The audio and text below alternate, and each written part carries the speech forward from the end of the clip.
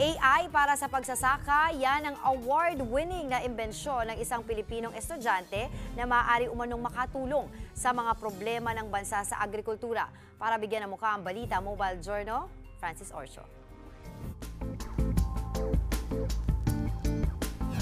Ang husay ng Pinoy, laging di magpapahuli sa international stage. Tulad ng isang Filipino student na naging world champion dahil sa kanyang artificial intelligence app para sa pagsasaka. Hamon sa mga magsasaka ang epekto ng pagbabago ng panahon.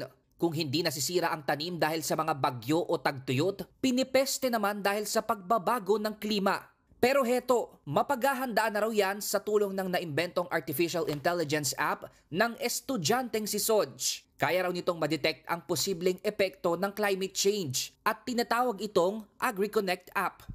AgriConnect is hardware and software. It manages and detects these risks, as I've mentioned, which is under soil, water, and pests, insect movement. From the data that they collect from the sensors, it will be sent out to the phone app.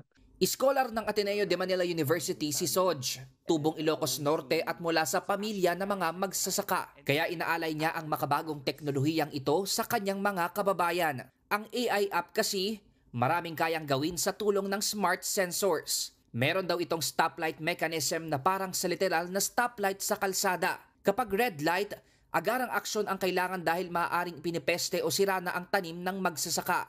Yellow light para abisuhan ang magsasaka na suriin at bantayan ang sakahan. At kung green light naman, walang dapat ipangamba sa kondisyon ng mga tanim.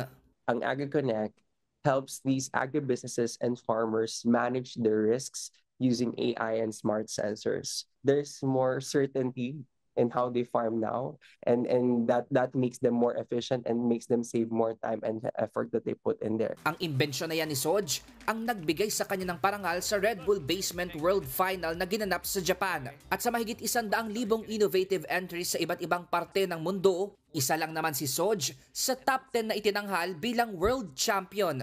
Sa ngayon, tuloy-tuloy ang paglalagari ng team ni Soj sa Ateneo para sa pilot testing ng AgriConnect AI app ngayong taon. Umaasa silang makakatulong ito para mas mapataas pa ang kita ng mga magsasaka at mabawasan ang pagkalugi dahil sa epekto ng tumitinding pagbabago ng klima.